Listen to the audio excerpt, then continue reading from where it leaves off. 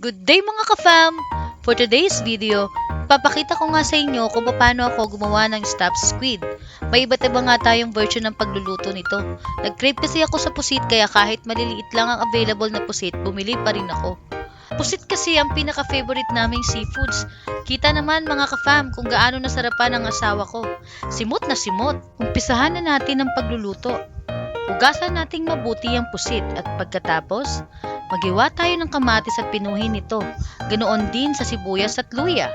Dahan-dahan lang mga ka-fam ang paghihiwa para maiwasan natin ang masugatan. Paglagay ng pamintang powder at liquid seasoning sa pusit, tapos ibabad ng ilang minuto.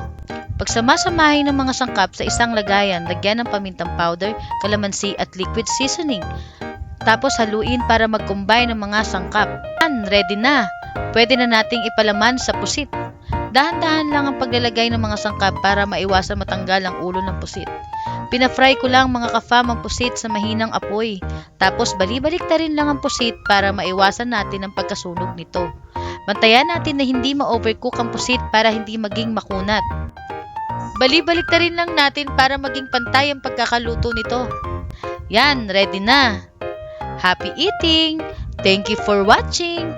Bye-bye!